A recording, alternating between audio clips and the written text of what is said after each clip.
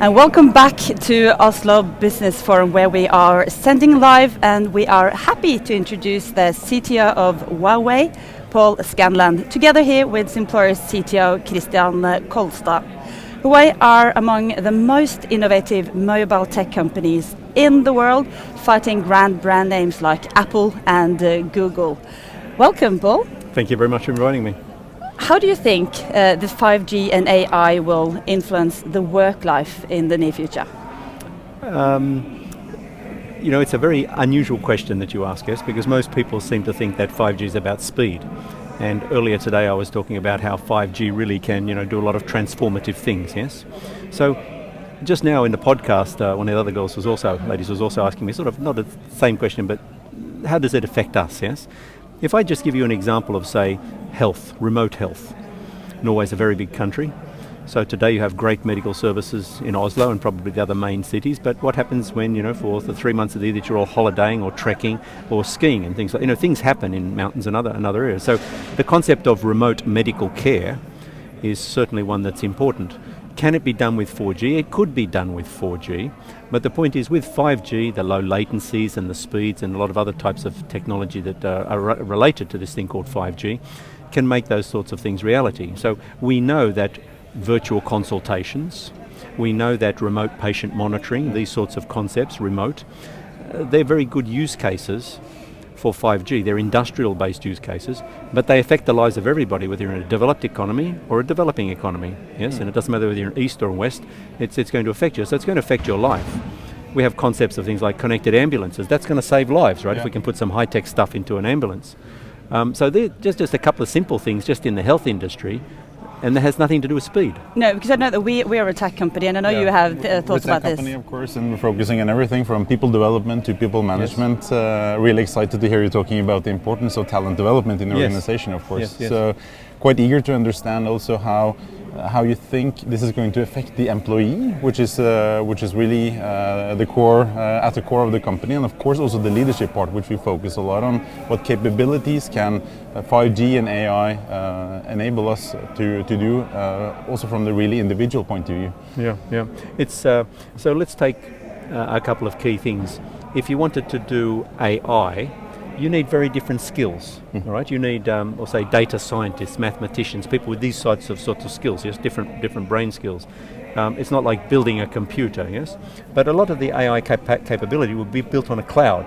Yeah. That also needs a different type of skill base. How to make those things happen, let's take the 5G bit, so that's a bit about AI, but in the 5G bit, the telecom companies, today they build a tower, they sell SIMs. They have a lot of engineers doing traditional things, yes?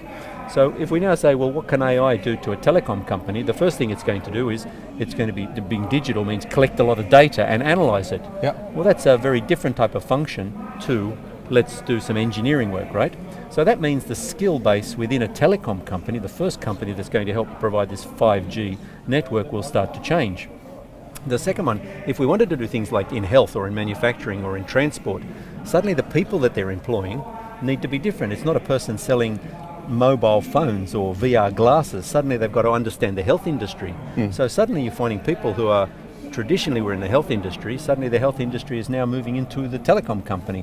Maybe some of the IT skills that were here are moving across there and backwards and forwards. So why I said talent development is very important, because the DNA of the company, you need to think differently in each of these companies and each of these sectors. And when people say, AI is going to remove jobs and robots are going to do this and everything else, in certain cases the answer is yes. But if you look at the last 3 industrial revolutions, that's what's happened, and then something else has been created, and that's exactly what's going to happen here. I think from a learning point of view as well, we talk a lot about continuous learning, of course, and maybe this technology can enable a broader range of employees to have a continuous learning path in their careers. Yes. Yeah, because we will get, with the speed and the capabilities that it brings, we can bring even more of this learning closer to the employee. Yes, in fact, you're picking up on a very good point. Traditional learning is, everybody goes to a school or goes to a university, goes to a class, to a tuition, and you stand here and you lecture to me, or you stand in there and talk to 1,000 people, those sorts of classic examples.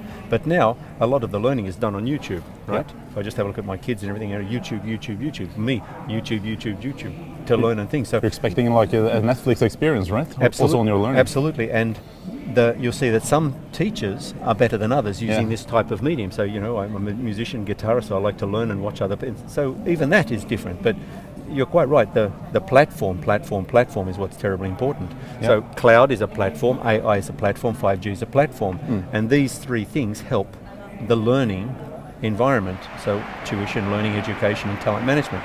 The challenge we always have is how do we take this into a company for the company to understand that this is where the transformation within a company happens. You know, when revenues start to fall, it's too late, right? Yeah. When you want to try and invent a new product, well, if it's not in your DNA, if you want to build new talent structure, with the city, with the city-state, the country of Singapore, I was working very fortunately in the Committee for the Future Economy. And we're looking at, you know, what does Singapore do over the next 10, 20, 30, 50 years, yes? And one of the concepts that we created was, you know, how to make Singaporean companies invest in other things and manage them, mostly Singaporean companies. But you need a different talent structure for that. Yeah. That means the universities, the schools that they're having today to develop the new kids in 10, 20, 30 years has to be different.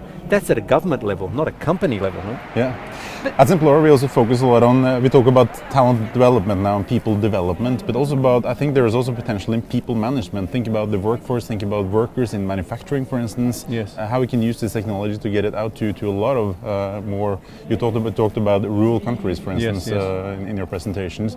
So I'm hoping for the possibility also there to use this technology to get an even easier workday also for people from a people management perspective, which is more like your presence and your attendance and your absence and so on. Yes, there's even very good case studies with 5G where we are using already. They're sort of pre-5G, but the concept is available. We're using virtual augmented reality glasses. Yes, you know, people think of them for games and everything else, but one of the biggest industries is actually in you know, training, teaching, having information here so that when I look at it, up comes, you know, the instructions on how to do it, how to fix it.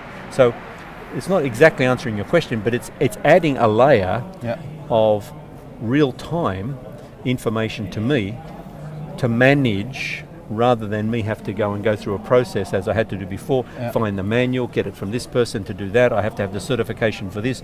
A lot of those components are much more efficient. It's a sort of almost a just-in-time maintenance, or, you know, learning plus just-in-time. I'm also wondering about the opportunities and the possibilities with 5G as well, from a consumer perspective, because everything mobile first, everyone goes mobile first. What are the expectations that people can have to 5G on a more like simple level? You know, everybody keeps, there's nothing simple, right? You've heard my answers, so simple. You know, 5G is faster, of course, but does that mean you're going to download the movie more quickly and things like that? 5G also means that you can upload stuff very, very quickly. So that means, and where's the content today? User generated. So today, maybe you're teaching me, but maybe there's something I know that you don't, and I could upload it now. I'm the instructor, as example, coming back to talent management, yes, and information flow. So one of the big opportunities is that we're able to upload stuff much more easily, higher quality content, yeah? The next one is, if everything is going to be connected, your daily life, you're talking about the mobile phone, and you're asking about, you know, in 5 years or 10 years, what would happen? Do you really think there's going to be a mobile phone in 10 years? You know, why is it not the, you know, contact lens on your eyes, for example? You know, and it's a tough thought. Well, you know, a few years ago, Corning have developed these sorts of things. It's not so far in the future. So if that's it, or a bracelet that sits on your hand rather than a conventional, you know, beam me up Scotty, right? Back in the 60s. It's all happening now, right? So there's no difference. I guess we're all wondering that what's going to be the next smartphone, so to speak. Well, they're already pretty close to here, right? I can't really have you in this chair without asking you the question that everyone's wondering. Sure. You know, when a company like Huawei is meeting big obstacles, like for instance with the US and the 5G at the moment, how do you go about to hit a market when one of the largest markets is just taken away from you? Well, first of all, you know, the largest market is probably US, and we do business in the US already. It's in Midwest US, so we tend to support all the regional operators in providing 4G services, and they love our products. That's not a big market to us. The phones, when we wanted to deploy our phones into the US, okay, that was stopped for whatever reason. Yeah, you can figure out the reasons for those things. But just come back to the DNA of Huawei. Huawei started selling products in rural China. We have invested heavily in rural areas like Africa, like Asia, like Latin America, like I'll say the Eurasia area, yes, the Central Asian region. So So it's in our DNA to provide services in rural areas. And a lot of the other companies that are public listed companies that go for quarter-on-quarter earnings, they go for the big contracts in the developed areas, yes? So we have a balanced portfolio. Just think about it, 1/3 of the people today are not connected. Yeah. 1/3. 1/3. 1/3. There's a big opportunity to connect those people, and if you connect those people the way we do it, I think we will make money. I think we have to leave it on that note due to My the pleasure. sound. But thank you so much, Paul Scanlan, for joining Pleasure. us here at Thank the you for Simployer inviting me. studio. Thank you very much. Thank you very much. Thank you. Pleasure to meet you. Pleasure. Thank you.